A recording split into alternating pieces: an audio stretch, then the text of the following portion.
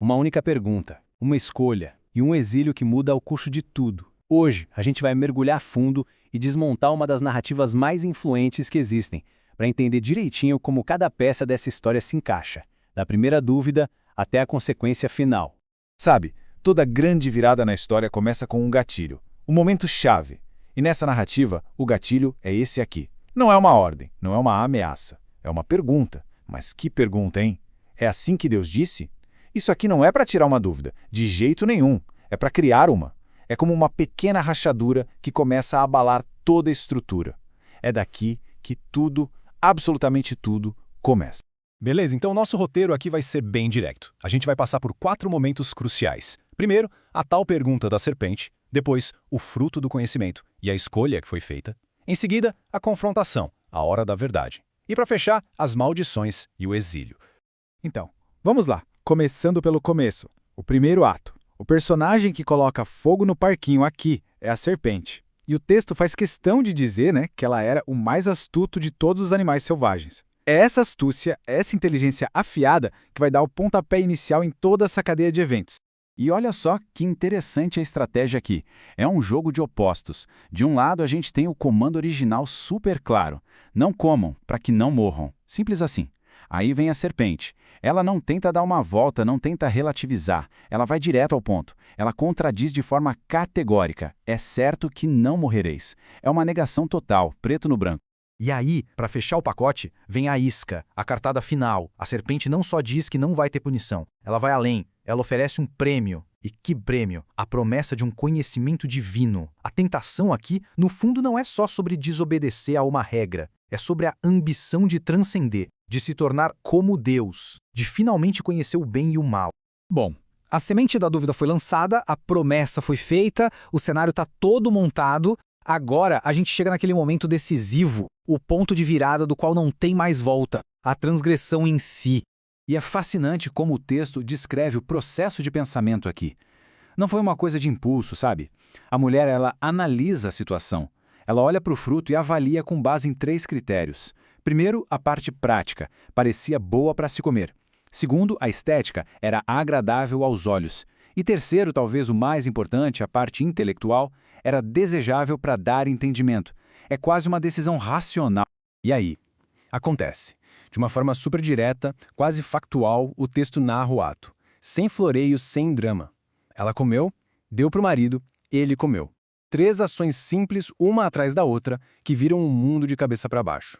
E qual é a consequência imediata? Eles viram deuses? Não. A primeira coisa que acontece é que os olhos de ambos se abriram. Mas se abriram para quê? Para uma nova percepção de si mesmos. Eles se dão conta de que estão nus. O tal conhecimento do bem e do mal começa, na verdade, com a consciência da própria vulnerabilidade. E essa nova consciência gera medo. E pela primeira vez eles se escondem. Ok, a escolha foi feita, a consciência agora é outra. Inevitavelmente, chega a hora do acerto de contas, o momento da confrontação. E a primeira pergunta do Criador é muito significativa. Ele não chega perguntando o que vocês fizeram. A pergunta é, onde estás? A questão não é sobre o ato, é sobre a posição.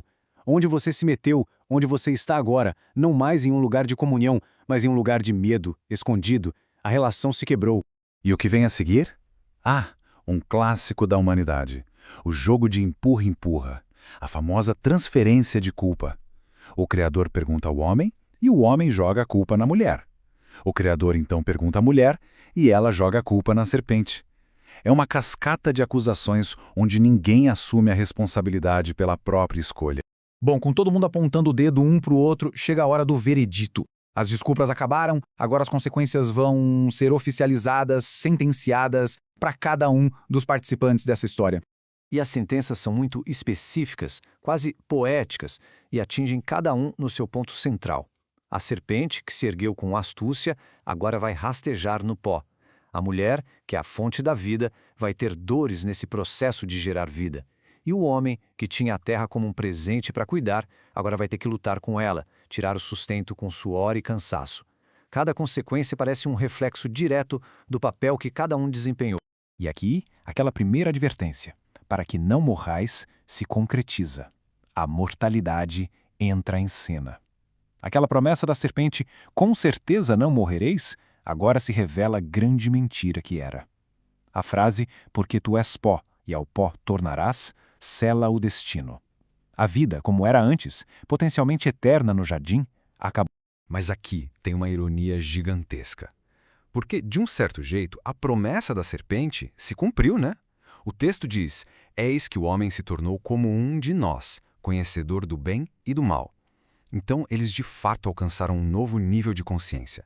E é justamente isso, essa nova semelhança com o divino, que torna a permanência deles no jardim insustentável. E, por causa disso, a consequência final é o exílio, a expulsão do jardim do Éden. E olha, não é só um castigo, é também uma medida de contenção. A ideia é impedir que o ser humano, agora com esse conhecimento todo, estique a mão e pegue também o fruto da árvore da vida. Imagina só, viver para sempre nesse novo estado de conflito e vulnerabilidade. E para garantir que não tem volta, a separação é selada de uma forma bem cinematográfica. A história termina com essa imagem fortíssima, querubins e uma espada de fogo guardando o caminho de volta ao paraíso. A porta foi fechada, trancada e a chave jogada fora.